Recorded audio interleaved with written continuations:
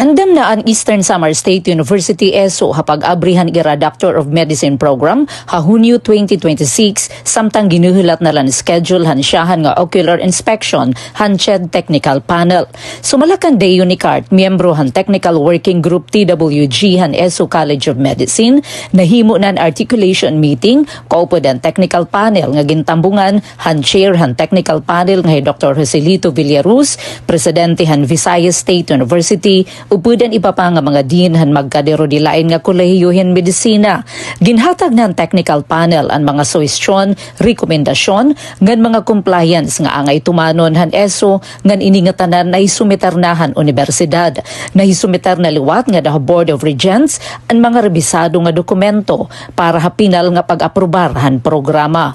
Usahan mga importante nga revisyon amo ang pagsunod Essu revised National Medical Admission Test and Math Cut-Off nga 40th percentile sugad nga minimum requirement para mga aplikante. Upudan iba pa nga admission criteria sugad grado kolehiyo.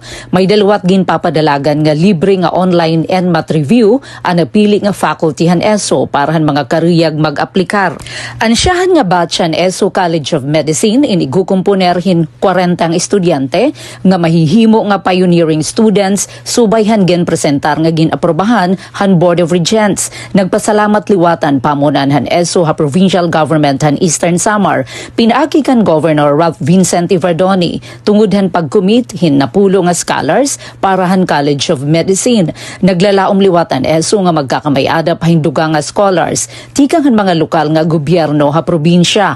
Usahan mga bentahan programa amuan habubo nga matrikula nga diri maabutin 40,000 pesos. Usahan pinakahabubo mga state universities and colleges nga may kurso medisina.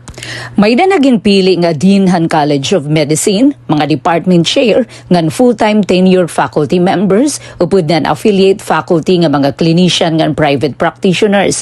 Nakipag-partner iluwatan Essu Eastern Visayas Medical Center EVMC, sugad nga base hospital para clinical training mga estudyante. Sumalakan Dr. Vicente Agda, Vice President for Academics Essu, kumpleto na mga building, pasilidad ngan kagamitan universidad para programa. Ginpasalamatan liwat niya House Minority Leader og 4-piece Party List Representative Congressman Marcelino Nonoy Libanan ngan Congressman Christopher Shin Gonzales tungod iradako nga papel pagsuportahan College of Medicine.